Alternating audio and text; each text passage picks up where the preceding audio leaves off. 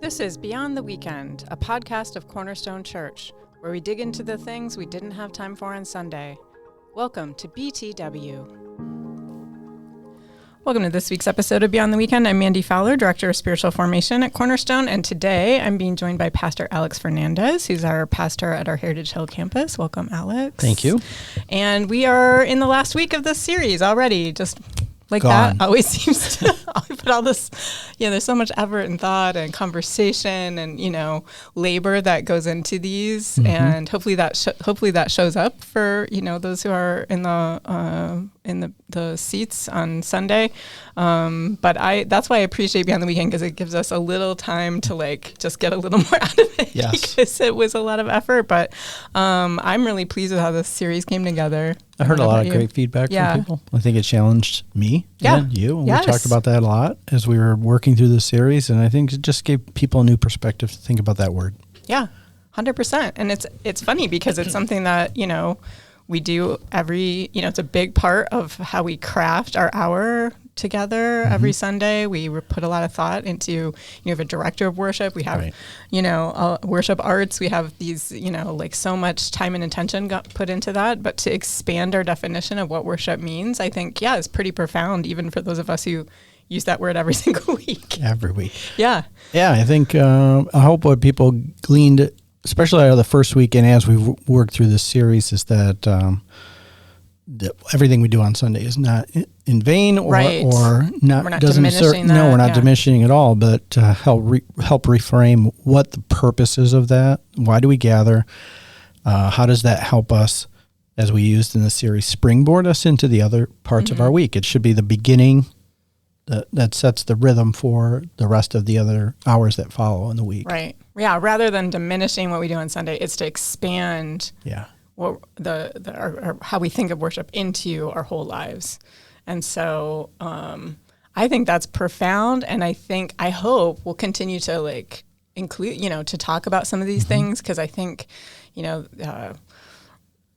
think about rest as worship and serving as worship, some of these the way we love is worship. And then what we talked about on Sunday with kind of everything else, all of our just small moments of life, the boring, the mundane, the routine, most of our life. Right. Yeah. The things that make up most of our lives, I think is really rich stuff. So 5 weeks probably wasn't enough. Right. So I think we'll hopefully continue to, retouch on some of these things. Mm-hmm. And I would also say that those aren't the only 5 ways to worship. Yeah, those are 5 that we highlighted, starting with the first one that, we wanted to reset people's minds there. And then the other 5, those 5 encompass a lot. Right. Rest, love, serving, and just the other stuff. So it's not we're not saying it's limited to those 5 ways of worship, but we're giving you 5 tangible perspectives of how your focus and imitation of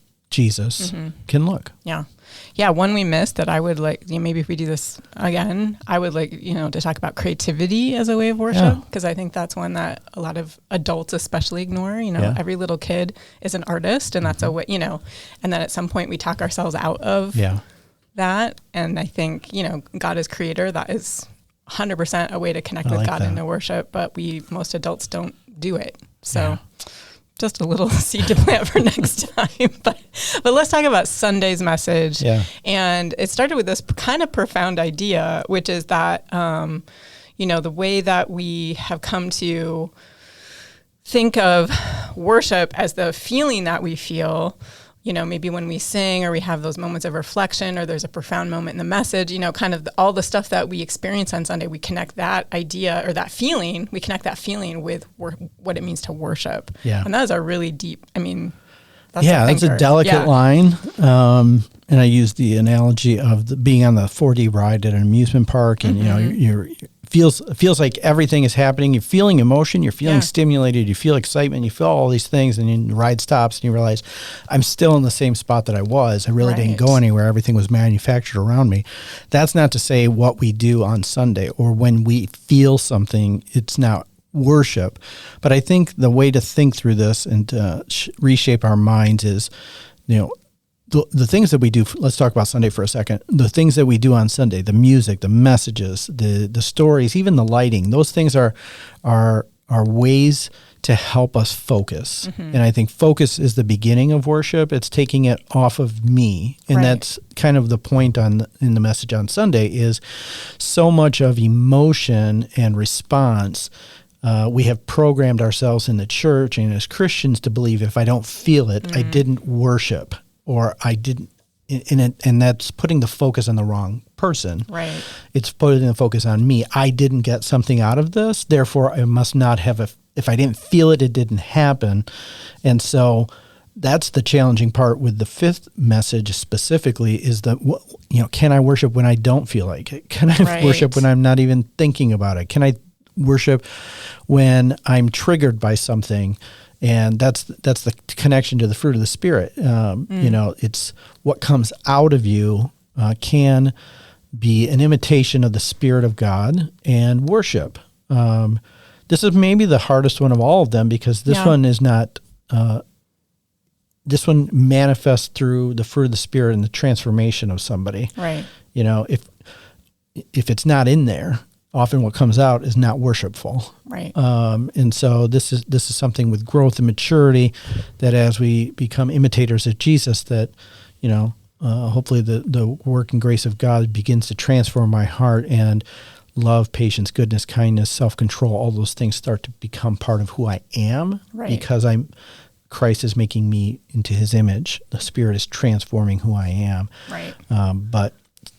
I liked what you said about like how a tree doesn't bear fruit just by like gritting it. Just like its own effort, but because its roots are planted deep and it's been fertilized and it has water. Like these are the things that happen to us when we plant our roots and are transformed over time. I was just thinking as you were talking about how the focus, and this is just part of our culture and time.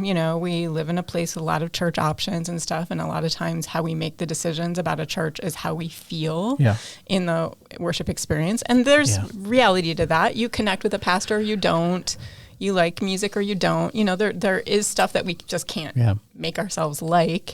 However, the focus is entirely on us and we're not thinking about like, oh, well, and how is this making God feel? So like when you think about this approach of like, okay, when I show the fruit of the Spirit, and sometimes that means not doing something, like not flipping somebody off after they cut you off, or not responding with an email, like your example. Sometimes it's using self-control. And when we're using all this fruit of the Spirit, how do we think that makes God feel? I think God delights in that. Honored, right? Yeah, God, that is worship. And so we're not thinking, we might not be feeling like, oh, I wish I could have sent that email. Like we're not feeling particularly worshipful in that moment. But I think God is 100% like delighted in that. That is, so to really reverse that thinking of like who the focus is on is crucial. Yeah.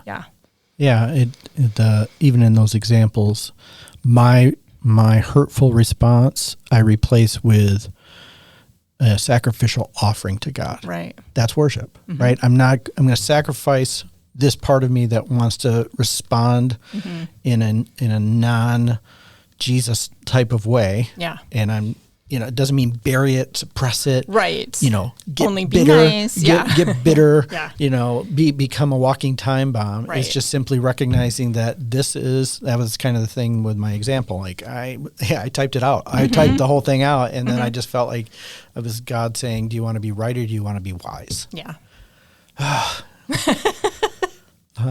Right. Yeah. Yeah. And then, but then what am I going to offer God? And I didn't think about it full transparency. I didn't think of that as, oh, I'm going to worship God here in this moment. No, you're not. But it's going to be, my behavior is going to be God honoring. Yeah. And that's worship. And that's what we're trying to get across in this one is, doing God honoring things, exhibiting the fruit of the Spirit is worship. Yeah. Even though we don't feel like it, even though, and fruit of the Spirit isn't meant to be for those high top mountain moments when you feel good and it's easy to come out. Right. It's meant to be in the valley or in the struggle, and that's when you need the fruit of the Spirit. Right. And so Yeah, I think that's to me, that's pretty rich and profound, and I think helpful for us is, especially, if you grew up in the church, you've been doing this a long time, sometimes the why of living a godly life or whatever is just like, because you should, or because that's what Jesus said, but this is such a richer why, is because this is worship. This is honoring God, and this is worship. And to me, that's much more compelling and more sustainable, just a better why for our lives as we think about, because it can be really hard, when you're dealing with somebody who's like a terrible person, or, these are real situations where like you might be perfectly in your right to slam them, or, whatever the example would be. And yet there's another way, and we always have a choice, and to take that pause. I think that was one of the practical steps at the end, take a moment, Yeah. But even what you just said, that's really what Paul's writing about in Romans 12, in view of God's mercy. Right. Like remembering the grace, the mercy, all the times I could have been, punished by God, or, whatever my mind believes, this false view of God is, God has the authority to respond in a way to me, and especially when I'm obedient, when I'm hurtful, when I'm this, but in view of God's mercy, offer a living sacrifice as your bodies, offer your bodies as a living sacrifice. This is the act of worship, right? And that's kind of where the beginning is. It's like when we remember what grace we have been given, and we offer that to God, that's the ultimate act of worship in any of these examples. Right. Yeah. I think this is really important for us to, I think for a long time Christians have, because worship has just been sort of focused in on like, okay, this 1 hour or 2 hours or whatever your tradition is, on Sunday, that's allowed us to kind of disconnect the rest of our lives from that, because those are two separate things. So I often see, I've seen Christians kind of compartmentalize and separate. And so that is why we see, a common refrain we hear from cultures that Christians are hypocrites. And this is what they're talking about, that you can go and worship God, and you might say like, I go to church, every week. But that the rest of your life can be, bringing living hell to people's lives, and that there are Christians who don't see a problem with that, because they don't see the, well, I worship God, like they just, I did that thing. Yes. It's back to the word that we use throughout this series. It's the posture. You're right. It's not the moment that's worship that we're trying to focus on. It's the posture and the sustainable behavior throughout who you are. Right. And so, when people compartmentalize, well, I worshiped here and I live my life this way here, I think it's a distorted view of what ultimate worship is of God. Right. Do we want to talk about, we were talking a little bit before we started recording about Luke 4. Oh, yeah. It's an interesting little... Yeah, I mean, there's many verses that we picked out throughout this series. This is not one of them. Just kind of came up with Mandy and I talking here before recording. But it's interesting that, so if we think if we look up verses in the Bible where worship is talked about, one of them is in Luke chapter 4, and it's the temptation of Jesus. And one of the temptations that Satan tempts Jesus with, the second one, is to say, look at the world. I'm going to paraphrase, I am the prince of this world, and all authority in this world has been given to me, and I will give it to you if you bow down and worship. And Jesus responds, no, you should only worship the Lord your God. And so you can look at that and go, well, Jesus is talking about like bending a knee. But it's, if you really look at that, what's Satan offering? He's offering the world. Yeah. And he's saying, I have power and dominion over this. I'll turn over the keys to anybody. And if you live this way, if you chase these things, and it's one of those, I mean, what do you glean from that when you hear that? Yeah, it's so interesting because it's like, I think often in our culture, we mistake success and wealth and fame and, powerful people, we think like, oh, they really got something, like they're better than everyone else, or they're smarter, they're, more shrewd, or, and what this seems to be saying is like, not that everybody who has those things is worshiping Satan. That's not what I'm saying, but that Satan, as the prince of this world, does have the ability to like give people kind of the things of this world. And if that's what you're going after, you orient your life towards the ways of Satan. That doesn't mean people are like literally, Satan worshipers, right. But that there are the opposite of the fruit of the Spirit, the things that Paul names earlier in that same passage are, I'm don't remember them off the top of my head, but it's like the opposite, like there's hate and there's conflict and chaos and, all of these things that are the opposite of kind of all of the things that Jesus exhibited. And so, the seriousness of that passage is when we aren't living in a Christ-like way, we might be living in an anti-Christ way, in the world. Yeah. Who are we imitating? It's an invitation by Satan to say, look at this. Mm-hmm. I can give you this. Come imitate me. Right. And you will have it. Right. Yeah. That's scary. It is. Because if the balance is, and it was your week that we reset the definition of worship at a basic level, is the imitation of Jesus is worship. Yeah. And Jesus is presented with an opportunity to imitate and follow and seek the earthly things. Mm-hmm. And his rebuke of that was, no. Yeah. You should honor the Lord God alone. Right. And in that example, we have an opportunity to imitate Jesus, who rejected that. And so it's just an interesting, if you just read over those words and pass over it, it's an easy one to look at and go, oh yeah, he was being tempted to bow down. It's not just bowing down. Right. It's where is your focus? Where is your heart? Where is your passion? What are you chasing? What are you imitating? Yeah. And is it honoring to God, and is it imitating Jesus? And so that's a sobering kind of passage there. It is, yeah. Well, and I think it raises the question, because we talk a lot about what happens when we do show the fruit of the Spirit. And I'm interested in the question of what happens when we don't, like how is that even not only impacting the people we encounter who aren't experiencing Christ, when we're hateful and we're cruel, or we're, unkind, or lacking patience or compassion, all of these things, they're not only not experiencing Jesus in us, but they're getting something worse, and so I think that's really serious to think about, it's like the opposite of worshiping God. We're actually pushing people away from Christ in a way, because especially if we proclaim the name of Jesus, if we got Jesus on our bumper sticker and then we're honking the horn. Yeah. Well, and just parking a handicap space or something when we don't, we shouldn't, or, doing something probably even more serious than that.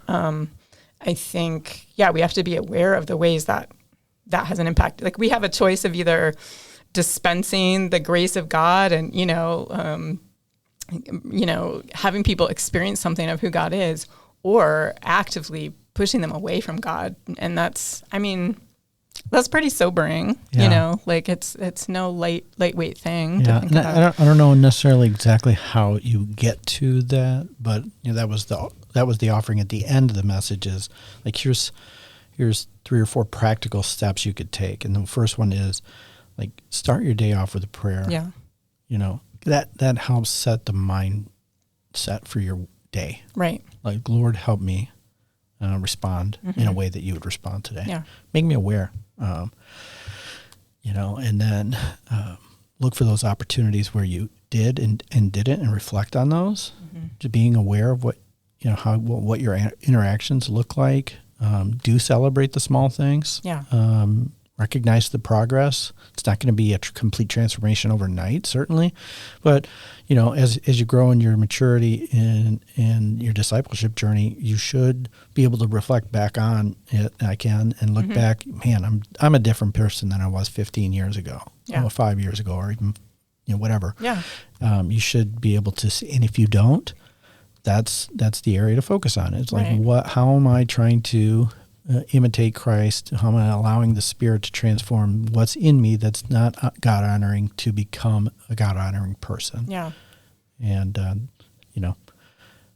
it's not easy, but it's the Lord delights in it. That's what you said earlier. Yeah, and it's reward. I mean, you have an opportunity because it's not only God that you're impacting, And so I would say, especially if, you feel like your days are mostly mundane or, this kind of gives the ability to find so much more meaning in each day in mundane things, because not only are you offering things up to God as worship, but you have ability to, whether you're talking about God or not, if you're treating people in a way of the fruit of the Spirit, they're going to experience something in the kingdom of God, whether you say anything about God or not. And so that transforms kind of every interaction that we have, whether it's with your kids or your spouse or your grandkids or the customer service person or the, salesman who comes to your door, whoever it is. Yeah. Not only is an opportunity to worship, but to give them a tiny little taste of the kingdom. And I don't know. That's pretty cool.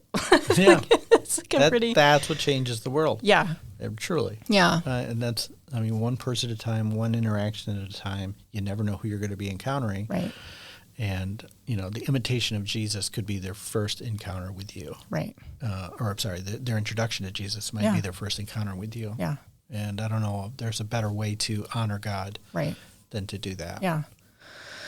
It's deep stuff. And I hope, I hope you guys got as much out of it as we did. I think you did, judging by a lot of the comments we've gotten. But we'll continue to think and talk about this stuff. And we are heading into a new series. We're going to Philippians, Joy Ahead. Which is 5 weeks? 5 weeks. 5 weeks. Yeah.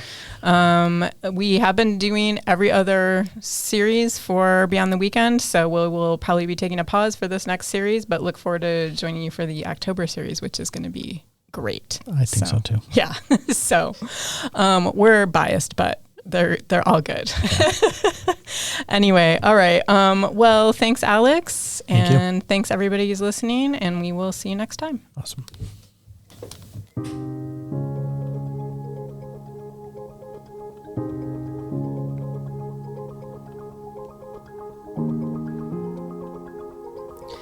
Beyond the Weekend is a podcast of Cornerstone Church, a multi-site church in the Grand Rapids, Michigan area. Please follow for more episodes and sermons or find us online at www.cornerstonemi.org. Thanks for listening.